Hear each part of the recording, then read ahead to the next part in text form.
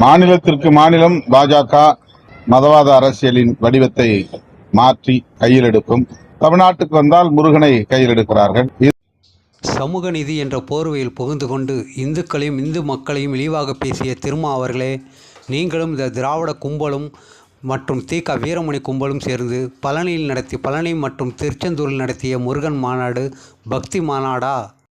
இந்த திராவிட திருட்டு கும்பல்கள் பழனி மற்றும் திருச்செந்தூரில் நடத்திய இந்த மாநாட்டுக்கு பெயர் பக்தி மாநாடாம். முருகனின் அருள் வேண்டி நடத்திய ஒரு மாநாடாம். இந்து மக்களுக்காக நடத்திய ஒரு மாநாடாம். ஆனால் மதுரையில் நடத்தப்படும் இந்துக்கள் முழுக்க இந்துக்கள் ஒன்றிணைந்து மதுரையில் நடத்தப்படும் இந்த முருகன் மாநாட்டுக்கு பெயர் பிஜேபி மாநாடாம், சங்கிகள் மாநாடாம். இந்து விரோத போக்கையை முழு நேரமாக கொண்டு அரசியல் செய்யும் இந்த இன துரோகி திருமாவளவன் அவர்களை விரட்டி அடிக்கும் நேரம் வந்துவிட்டது. ஒன்றுபட்டால் தான் உண்டு வாழ்வு என்பது போல இந்துக்களே ஒன்று கூடுங்கள் மதுரையில்.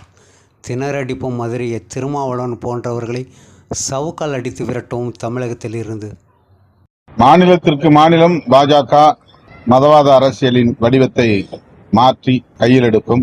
தமிழ்நாட்டுக்கு வந்தால் முருகனை கையில் எடுக்கிறார்கள். இது அவர்களின் அரசியல் உத்திகளுள் ஒன்று. பிற மாநிலங்களில் இந்த மதவாத அரசியலுக்கு மக்கள் மயங்குவதைப் போல தமிழ்நாட்டில் இவர்களின் மதவாத அரசியலுக்கு ஒருபோதும் மக்கள் மயங்க மாட்டார்கள். முருகனும் மயங்க மாட்டார். தமிழ்நாட்டு கடவுள் முருகன் மதவாதிகளை விரட்டி அடிக்கக்கூடியவர். சங்கிகளுக்கு தமிழகத்தில் இடமில்லை என்பதை வரவிருக்கிற 2026 தேர்தலில் உறுதிப்படுத்துவார். வேடதாரி திருமாவளவன் அவர்கள் இதே வாயால் இப்படிப்பட்ட ஒரு கேவலமான ஒரு வார்த்தையை பேசுவதற்கு கொஞ்சம் கூட தயங்க மாட்டார் என்பதை இந்த ஒரு காணொலியை பாருங்கள். இந்த இதே திருமாவளவன் இந்து மதத்தையும் இந்து கடவுளையும் எவ்வளவு கீழ்த்தரமாக எவ்வளோ இழிவாக பேச முடியுமோ அவ்வளவும் பேசியுள்ளார். இந்த காணொலியை பாருங்கள், உங்களுக்கே புரியும். இப்படி கட்டியிருந்தா கும்பா கட்டியிருந்தா அது மசூதி, உயரமா கட்டியிருந்தா அது தேவாலயம், நிறைய அசிங்கமான பொம்மைகள் எல்லாம் இருந்தால் அது கோவில், நிறைய அசிங்கமான பொம்மைகள் எல்லாம் இருந்தால் அது கோவில். இப்படி பேசிக்கிட்டு இருந்தது திருமாவளவன் அவர்கள் 2 நாட்களுக்கு முன்னர் ஒரு கோயில் கும்பாபிஷேகத்தில் சனாதன தர்மத்திடம் மண்டியிட்டு கிடந்த ஒரு வீடியோவும் பாருங்கள். நிறைய அசிங்கமான பொம்மைகள் எல்லாம் இருந்தால் அது கோவில்.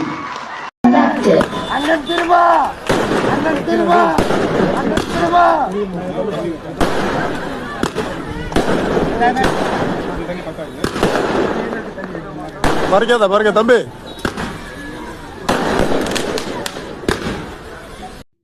இது என்ன பிறவியோ என்ன ஜென்மமோ என்று தெரியவில்லை. இந்துக்களை விழித்து கொள்ளுங்கள்.